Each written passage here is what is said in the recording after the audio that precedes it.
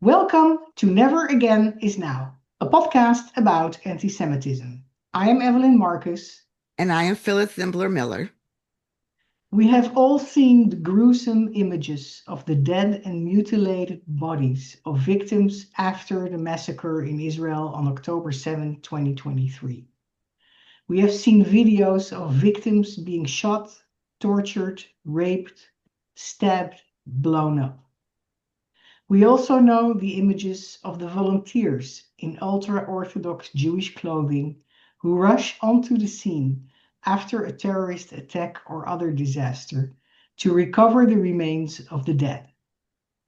Today we speak with one of these volunteers who was on site on October 7 and many weeks after that. Simcha Greineman is the commander in the city Modi'in in Israel of the organization Zaka. Zaka is the Orthodox Jewish organization of thousands of volunteers who search, rescue, and recover after accidents and disasters around the world. We warn our listeners for potentially disturbing content of this interview. Simcha, thank you so much for coming on our show. I appreciate you having the time in such a special moment before the holiday of Sukkot, just finishing the holiday of Yom Kippur. Yes. And we're talking about timing of basically 2 days before October 7th. Yes. We are getting closer and closer to moments of hard feelings that we had 2 years ago. We still have those hard feelings every moment, every second that we still have hostages, but we hear good news every minute, closer and closer, hopefully seeing them very, very soon, coming back home, whoever is alive, and for sure, whoever is dead, to be able to bring them to proper burial and give them the dignity that they're supposed to get. Yes. So, Simcha, before we further discuss your experiences on October 7, can you please tell us a little bit about your background? What are you doing in daily life? What is your role in Zaka? Okay, I'm 49 years old, and father of 5, grandfather of 4. I'm a carpenter on a daily basis. I train people to be self-supporting carpenters. We build together kitchens, closets, and different whatever the customers need. And the people that work with me, and no one works for me. We all work for God, but we work together. When we work together, some of the people are mentally disabled, and some of them are children in risk. The point is to have a good environment and have a reason to get up, take your medications, and come to work and have a good place to really appreciate your life and who you are and what you are. That's my daily job. That's wonderful. Yeah. From Can you tell 33 us? years. Yeah. Oh, go ahead. I'm sorry. I'm saying I'm 33 years a volunteer in Zaka. Zaka is a special, unique organization, not only in Israel, but internationally. What we do is we deal with unnatural death, different situations of unnatural death here in Israel. It started 39 years ago, the organization. And from then we became notified internationally by the UN and different organizations around the world that if there's any disaster, any country, does not make difference the culture of the country or who we're dealing with, we come help for search and rescue, and then to deal with the mass casualties or different situations. We're there to respect whoever died and for sure give dignity to the family, to make sure that every person gets the proper burial. It's incredible. And this is 33 years I'm a volunteer and part of this program. Zaka on daily basis works in 7 different districts around Israel. We work side by side with the police. So if there's in any districts around the country, a car accident, a suicide, or even different situations of unnatural death, Zaka gets a call and we come and we help out whatever is possible to help out on the scenes of there. We are all trained to work side by side with the police, but we're the only one of the main organizations in Israel that works with mass casualties under the authorities of the IDF. So every volunteer has to be trained to work with the police because they have their way of dealing with situations. And then when you deal with mass casualties, we have to deal in a totally different way and a different understanding to work with the IDF. And so I served for 28 years in a special force in the IDF to be able to train the volunteers of Zaka to be able to connect between Zaka, the members, and the IDF. So the training has to be the proper way and understand the whole purpose of how to respect, how to be able to collect without ruining the scenes, because every scene is a crime scene. To be able to have all the information, whatever needed to stand in international court. We saw that we needed it on October 7th, but all these things are trained the proper way to be able really to work side by side with the IDF, with the police, with different search and rescue teams internationally. To be able to do that, you have to be trained the proper way. Of course. Thank So, you. on October 7th, what time did you get the call? So I live in Modi'in. In Israel, basically you don't have a missile hitting your area where you live. The Iron Dome does not put on the sirens. And in my area, there was no sirens at all. I'm a medic. I'm also a volunteer in Magen David Adom in Israel. It's the Red Cross basically in Israel, and Hatzalah United. That's another group of special forces of saving lives, first responders. And as a medic, I'm always on call 24/7. And it was Shabbat, a holiday of Simchat Torah, a special holiday of finishing the Bible and starting it again by understanding that as a Jew, we never finish the book of God. We always start it again and again and again, and we live through it. And I went to the synagogue with my kids, my grandkids, and well, from the background, we heard some noises, but we didn't really know what's going on. No one really knew until we got to the scenes, and that was already very late into the situation. But at 2 o'clock, 2:20, my phone rang. And that was exactly the moment I got the call from the IDF, getting certain codes, understanding that we're dealing with a war. As an IDF soldier, you get your certain codes to know that if you're needed anyway, any situation, you get these special codes. And the 3 words finishing the discussion with this commander was, "Please bring the truck." So when I was asked to come with this truck on October 7th, I understood that we're dealing with mass casualties. So that's the law. That's the three basically the 3 seconds of finishing the speech with the commander was basically bring the truck. So I'm driving down towards Sderot, and while I'm driving down to Sderot, I'm asked to come to collect 22 bodies in the entrance of Sderot. I'm driving down Highway 34. I need to make a right turn towards Sha'ar HaNegev. That's the entrance of Sderot. That over there were supposed to be waiting for me 22 bodies. And while I'm trying to make the right turn at the light, I can't make that right turn because what I see in front of my eyes is unbelievable something that I never in my life imagined I will be seeing in my life.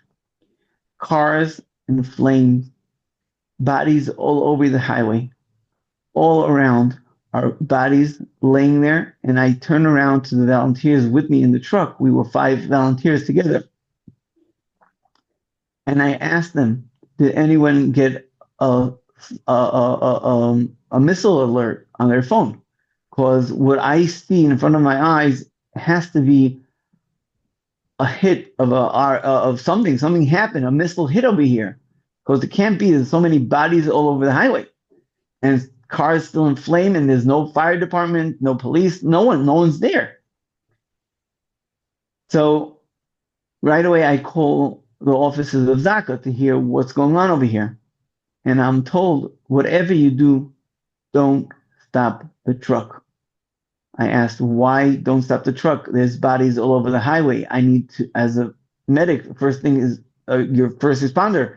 You right away jump out of your car and take care of whoever's there. So Chaim tells me, well, you see the cars that are in flame? They were hit with RPGs from terrorists that are still around in the fields around you. So whatever you do, don't stop the truck. That moment, I understood that I'm not in some highway heading to another attack. I'm in a war zone. Basically, I'm in the war zone. Driving down a road that basically would, on normal basis, maybe will take 1.5 to 3 minutes, took over 10 minutes driving between the bodies and the cars.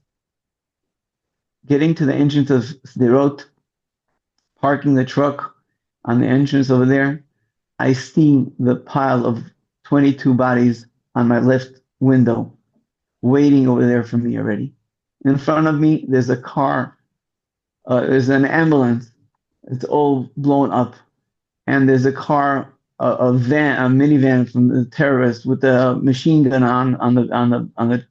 in the back, and bodies of terrorists on the road in front of me. Like I'm shocked out of my mind.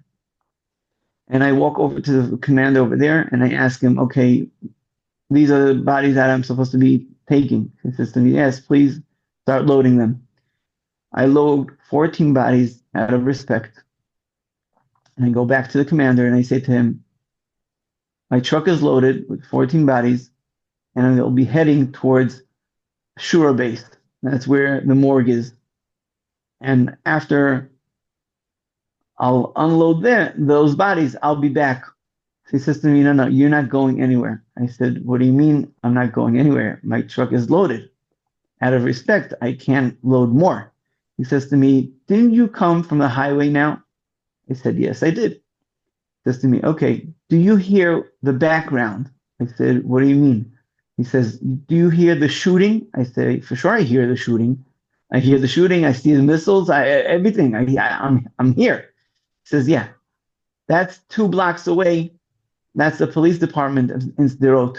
There's still terrorists in the police department shooting at our police officers, our soldiers. You saw the highways. We have now 24 different places on the border itself that the terrorists came through, invaded into Israel, 24 different places. I have young soldiers between 19 to 22 years old going to be driving down the highways now with tanks and different ammunition, different cars and different trucks. If they see what you just saw on the highway, they're not going to be able to function at all. They're going to be shocked out of their mind. So number one, that's the reason number one. Number two, you hear that we're still fighting over here in Sderot. Number three, every minute those bodies are on the highway, we don't know how many terrorists came in. We know for sure a few thousands came in. Every moment that those bodies are on the highway, they could be hijacked into Gaza as hostages. So I don't have manpower. Start loading the truck. It took us 5.5 hours.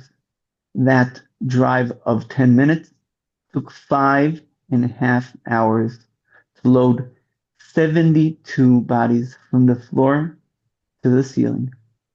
The truck was loaded with soldiers, police officers, civilians, even bodies of terrorists. We had to make sure that the highways are empty. So those soldiers that are coming down to Gaza to be able to stop the terrorists coming in from Gaza can drive without seeing these scenes, to be able not to go through whatever we are going through in those minutes. It's unbelievable. The situations, every car is a story. Every car going through whatever we're collecting over there is unbelievable. What our eyes are seeing, what we're dealing with. As I said, I'm 33 years dealing with tragedies, dealing with situations of cars and accidents and houses that were burned and people that suicides. Years and years of terror of buses that blew up in Jerusalem, Tel Aviv, and Tanya, all around the country. 9/11 in the States. Haiti after the tsunami. Bombay after the bombing over there.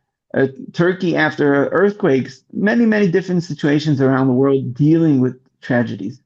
But this was totally in a different level. Totally, totally in a different level. In what way? The hate. In what way was it different? Well, we came to the first car, and the two front doors were wide open. But there's a trail of blood going one to the other side of the road, and the other trail going into a field. We go after the trail of blood until we get to the body. We collected those bodies and we come back to the car to see if there's anyone else in the back seats. And as we open the two doors, the two baby seats with hundreds of bullets. This is just seeing that. You shake in your core. You don't really, you can't even think about what you're seeing, what you're dealing with. The cars that were burned. So as I said, I dealt with cars that burned, houses that burned, but there's always flesh, there's bodies, there's remains. They used certain chemicals after shooting and killing whoever they were trying to kill. But then they used a certain chemical that raised the heat over 800 degrees. So when we got to the cars, some of them, what was left was only a skeleton, basically, only bones. When we came to collect those bones out of respect, they disintegrated in our hands. Were piles of ash. How was it? We had to bring vacuum cleaners to vacuum every corner of the car, to collect every drop of ash, to be able to build DNA out of that, to try to identify who was in that car. It's unbelievable situation to deal with that. As I said, on the highways, there were also shelters. The people ran into them. There were missiles. No one thought that the terrorists are going to attack the highway. So they took the car and went into the shelter. There were shelters. There were 7 or 8 people trying to hide in the shelters. Those shelters are very, very small. But when you throw 4 to 5 to 7 grenades in a shelter like that, you cannot identify anyone over there. You have limbs all over. According to the heads that we collected, we had 7 bodies. But who says that one of the heads didn't blow up? If not, we don't know. We had to collect from every corner of that shelter, put it in bags, bring it to the morgue, and there in the morgue, they had to work to be able to really collect with DNA to connect from body to body. As I said, it took 5.5 hours just starting to collect those bodies. On the Over road. 350 bodies on the road. Over 350 bodies were collected that first night of October 7th. It took another 2.5 weeks to collect all the bodies of everyone from the kibbutzim. 1,500 bodies of terrorists that were on the highways, different places in the kibbutzim. Also, we had to collect those bodies. Every house was a disaster that you cannot imagine. Every story, every situation, children, elderly people, Holocaust survivors, men, women, in situations that you cannot imagine what you're going to be facing in your lifetime. You never, never, ever think that you're going to stand in a situation like this. And So to believe that. How do you deal with that after the fact? So when you're working on the scenes, and on the scenes, you're a soldier. You're trained to do this mission. Your point of what you're supposed to be doing in those moments, you don't look right or left. You look to the mission and you make sure that you do it the proper way. Now, there was one thing that hit us very, very hard after seeing the scenes in the few minutes of dealing with the situation. When we become volunteers in Zaka, before we even give the paperwork in, we sign a document that in our lifetime, we will never take a picture on a scene. Because today you press enter and the whole world gets your pictures. And that's not a respect. And Zaka is number one, is respect whoever is alive, for sure whoever died. But the understanding that it took 50 years to deny the Holocaust, it took 50 seconds to deny October 7. They were still showing videos live from their GoPro cameras, killing, raping, and doing different things.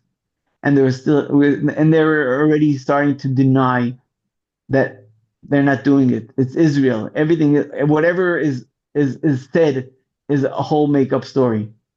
We got a special request from the chief rabbi of Israel and the headquarters of the prime minister that every scene has to be full documented so we can stand in front of the world and face the situation that no one can ever say it never happened. We don't show those pictures out of respect. We gave in everything to the police. Over 10,000 images were given from Zaka to the police. The police has over 100,000 images and videos from different angles, from different areas. But everything was given to the police, so no one sees these pictures without the authorities taking full responsibility. And it's not something that we want to show anyone because we're not proud of it. We're very, very, very, very upset for every second that these things are being shown around the world because out of respect. No one needs for generations to see this. That our children growing up seeing these tragedies and living through this PTSD, seeing what their family went through. Out of respect, we're not showing this. But whoever needs in the world to see it, for sure. There was the video of 47 minutes that was shown in the White House, in the parliaments, and places around the world. Whoever is in charge, whoever could help, for sure, bringing back the hostages, should see it. But out of respect, we don't show it for the world, straight to the world, so everyone can see and use it for a different documentary and stuff like that. It's unbelievable what we went through. After 2.5 weeks collecting the bodies and remains, I was put in charge to sign on every house and every car, going through hundreds and hundreds of houses and hundreds of cars to make sure that every drop of blood comes to burial out of respect. When God created the world, God gave names to the animals, but he gave also the name to Adam and Eve. Adam was called Adam because God wanted to be part of the name Adam. When you spell Adam in Hebrew, it's 3 letters, Aleph, Daled, Mem. Aleph is the first letter in Hebrew. That's also the first name of God, Eloka. That's Aleph. Daled, Mem stands for blood. If you're not connected to your God, you become only blood. And we know that blood stands for evil. And that's the reason we have to stand always to reflect God. Whatever we do in Zaka is basically to give dignity to anyone, everyone. It doesn't make difference your culture, it doesn't make difference who you are, what your belief is, but dignity has to become our main line in the world. During that time, I was asked to become an international spokesman. I went to speak in the UN about women's rights because as a commander, I dealt with situations that there's no question what these women went through. I came to the UN on behalf of Zaka, on behalf of volunteers around the world, on behalf of the Jewish community here in Israel. And I said to them, I don't understand. You can call Zaka to come and help anywhere around the world after any tragedy, but you're denying, not speaking, not saying anything about what those women went through. I'm standing in front of you, speaking, telling you the story, what happened to those women. My own hands dealt with it. It's not a storytelling. This is my personal story. I am their voice. I'm speaking for them because they cannot speak for themselves anymore. They're What not happened? alive. And Can you tell us what happened to the women? there were some of the bodies that weren't able to be identified because they're cut to pieces in a way that we couldn't identify if it's a man or woman.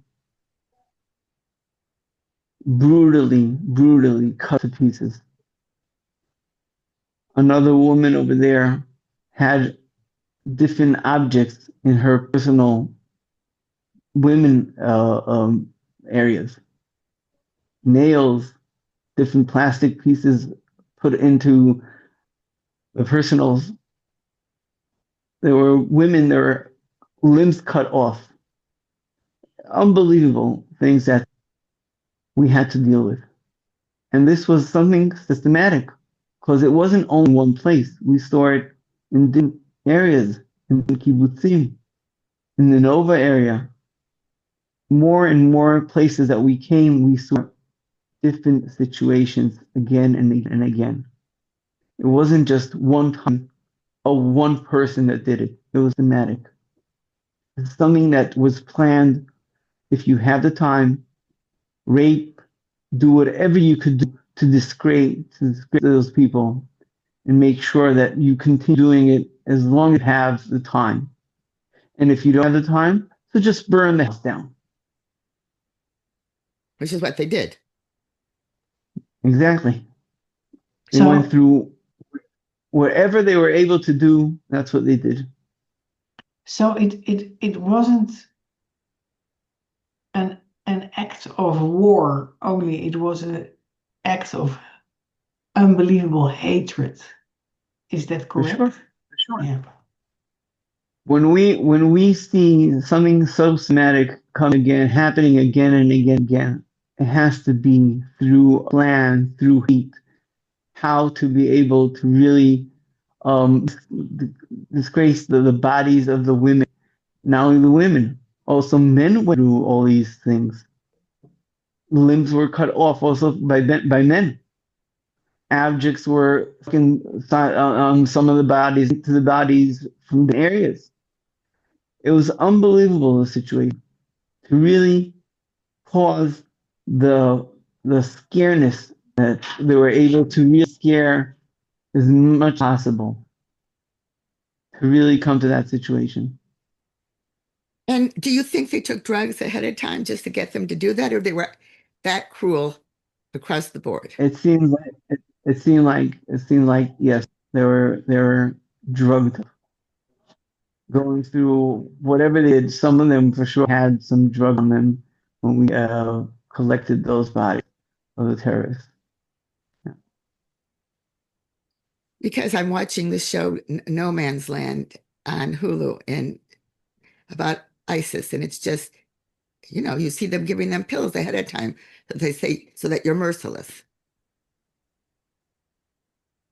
Uh, all these ways of getting them into the hate and all that is something that for years and years is happening in Gaza, sure, but the radical Islam around the world is trying to rise up and take over the entire world. We see it in Europe, we see it in the States.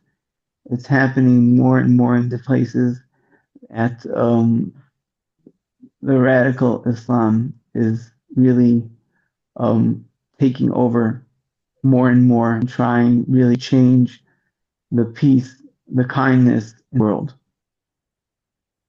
Yes, it's definitely not only a matter of drugs, it's also a matter of ideological indoctrination. Yes, For sure. but the Yeah, drugs For help sure. that.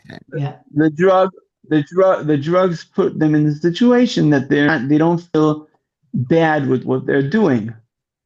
If they're any human in a normal situation, in a normal environment, would never in his life do what they did. They had to be in such hate and drugged and used whatever it was to be able really not to even think twice, locked into a mission to do whatever it told. yeah. I mean, it's one thing to just kill someone outright, but to be so barbarically cruel is It is unbelievable. Yeah. Yeah. Yeah. Yeah. How do you stay mentally sane with the traumatizing things you witness in your work as a Zaka volunteer, and especially after Well, October 7th? for sure, for sure. On a daily basis, we have a special force. It's called the Healing and Resilience program that we go through, healing all the time and try to really, and to be able to really to be insane, to be able to continue living a life. But it's not easy at all. As I said before, um, for 28 years, I had my own business as a carpenter. From October 7, basically, my responsibility was to sign every house and every car and every scene to know what happened there. Going through all this, seeing all these scenes, going through house by house, kitchen, living room, whatever it is, offices, or everywhere. I cannot look at blueprints from October 7. As a carpenter, it's my job to look at blueprint, make a plan for kitchen, to make a plan for living. From October 7, I'm not able to do that because every time I look at blueprints, I see kitchens, kibbutz Nir Oz, Be'eri, Kfar Aza, all these places that I had to deal with. And I'm not able to really go back to that situation. And part of my job for the past 2 years is going around the world speaking about the atrocities, trying to connect between humanity and understanding how important it is to care for each other, to be able to really to stand in front of this hard situation that we're going through the whole entire world. And so that's what I'm doing today. Yes. Learning how to cope with the situation, living beside the tragedy, to be able to continue living a normal life with my wife and children and grandchildren.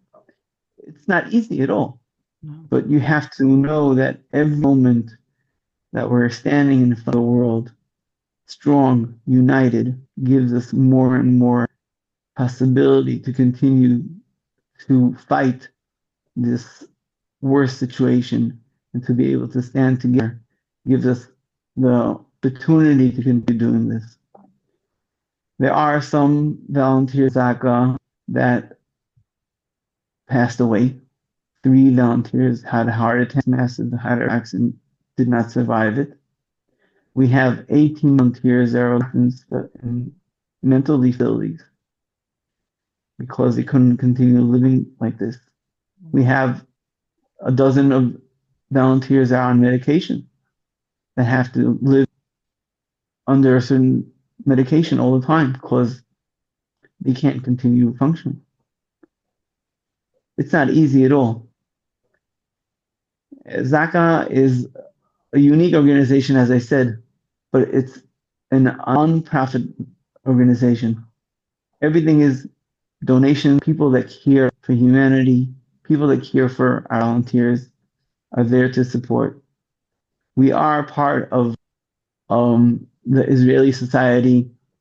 We get a certain percentage support from the government, but basically, if you want to do according to the Jewish law, to be able to really work around the clock, to be able to bring every drop of blood to dignity, to burial, you have to be an non-profit organization outside the government and not connected to politics. So that's what we are. And that's the reason we have to have our support as much as possible to care for us and really know how important it is what we're doing. As I said, we're over 4,000 volunteers nationally.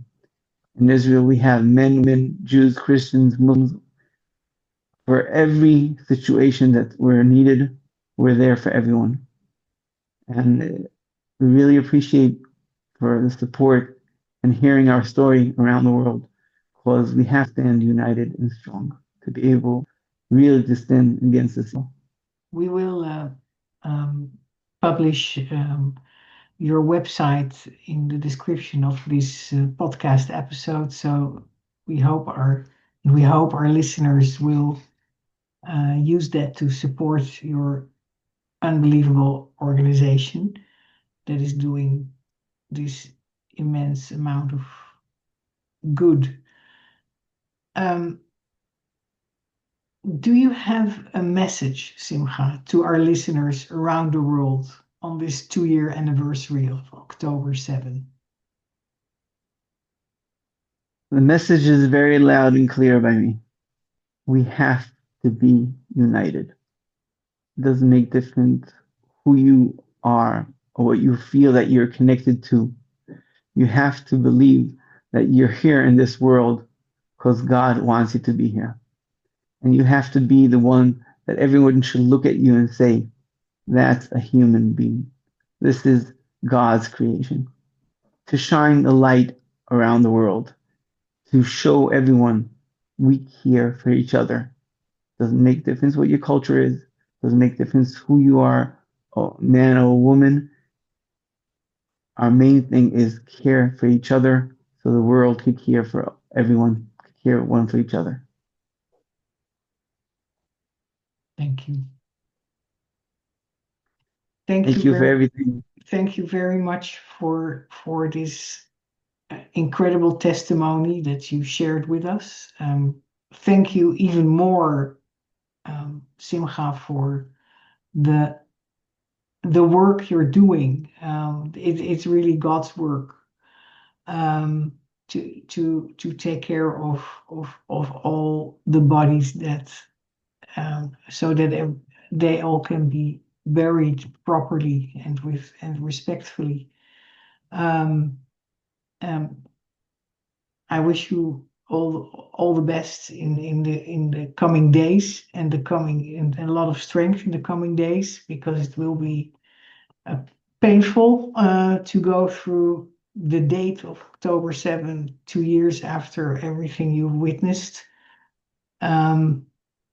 And I want to thank our listeners for listening and hopefully supporting Zaka. You can find the website at the description of our episode, or look at Zaka online, and there you will find out how you can support.